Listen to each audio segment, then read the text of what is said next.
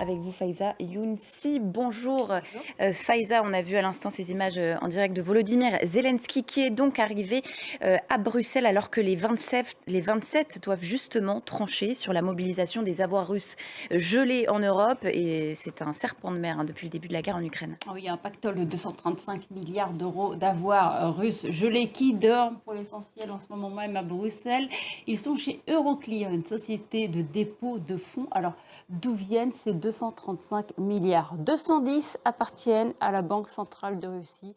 Alors, d'autres pays ont fait la même chose, ont gelé ces fonds. Mais c'est en Europe que cette somme est la plus importante. Regardez, à titre de différence, aux États-Unis, 60 milliards d'euros sont gelés. Au Royaume-Uni, 44. Aujourd'hui, l'Europe lorgne cette somme pour renforcer son soutien financier à Kiev. Hier, Volodymyr Zelensky, le président ukrainien, était en déplacement en Suède pour encourager l'Europe à faire ce pas. Et il est d'ailleurs présent en ce moment au sommet.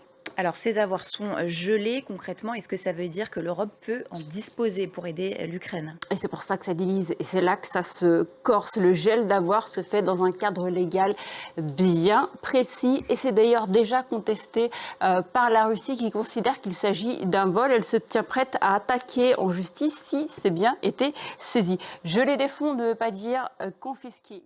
Kaja affirmait qu'un large soutien existait pour mobiliser ces avoirs russes gelés pour accorder un prêt de 140 milliards d'euros à Kiev. Ce chiffre ne vient pas de nulle part.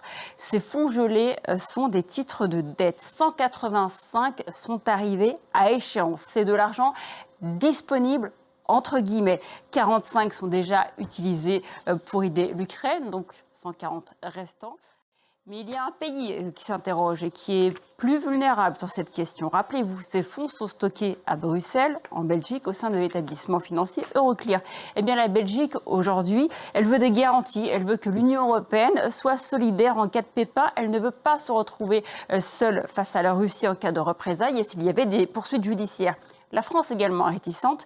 Paris doute de la légalité de la mesure et craint que ça ne décourage les investissements étrangers à l'avenir. Par ailleurs, ces avoirs sont déjà d'une certaine manière utilisés pour aider l'Ukraine, puisque les intérêts générés lui sont versés par le biais de la Facilité européenne pour la paix. Ça représente 3 à 5 milliards d'euros par an.